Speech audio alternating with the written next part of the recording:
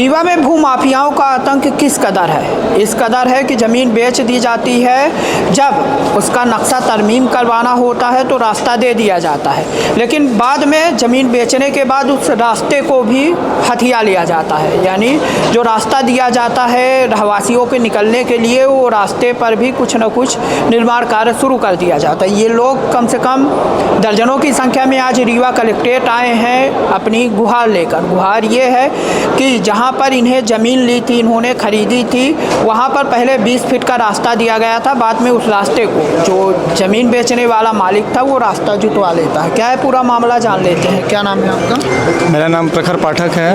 हमने 2019 में प्लाट लिया था, तो अभी कुछ माफिया लोगों ने 10 जनवरी 2026 को इन्होंने रोड पूरी खोद डाली है।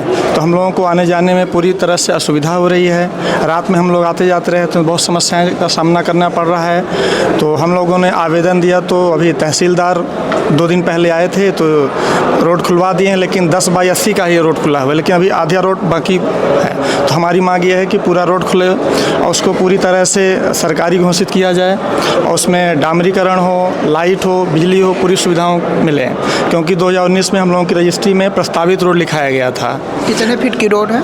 20 फीट की रोड। और अभी कितना दिया गया? अभी हमको 10 ही दिया गया है। और शुरू में वो 10 भी नहीं दिया गया था? नहीं 20 फीट के बाद अभी जब खुदवा लिए थे तो अभी 10 ही दिया गया है। अच्छा, अभी 10 देना बाकी है, तो अभी उसमें नहीं दिया गया है। तो हम लोगों की मांग यही है कि 10 फीट रोड पुनः से दिया जाए। वहाँ कितने लोगों का? लगभग 40 से 50 घर बने हुए हैं। और सभी में यही स्थिति? सब में यही स्थिति है। वही फ्रंट में ही खोद लिया गया है रोड पूरी। तो खोदा क्यों गया है, क्या बताया गया? क्या है कि कुछ आपसी पारिवारिक मसला रहा होगा, तो आपस में ही खोद लिए हैं। अब हम समस्याओं को सामना हम लोगों को करना पड़ रहा है। अच्छा, जो प्लाट आपको दिया गया है उसमें कई लोग रहे? हाँ, इन्वॉल्व हैं। तो उन लोगों ने आपस में ही उनका क्या मसला है, किसने ज़्यादा बेचा, किसने कम बेचा, वो आपसी मामला है। तो उन लोगों हम उस लोगों से मतलब नहीं है। हमारी सरकार से यही ख्वाहिश है। कलेक्टर मैडम के पास आए थे अभी जन सुनवाई में, तो उनसे यही ख्वाहिश है कि हम 10 फीट का रोड पुनः देने की कृपा करें। अच्छा, उसकी कितनी बार नपती हो चुकी है? अभी एक आध बार नपती हुई है? नहीं, नपती तो स्टार्टिंग में ही हुई थी। पटवारी ने, तहसीलदार ने जो भी सब नाप के दिया होगा,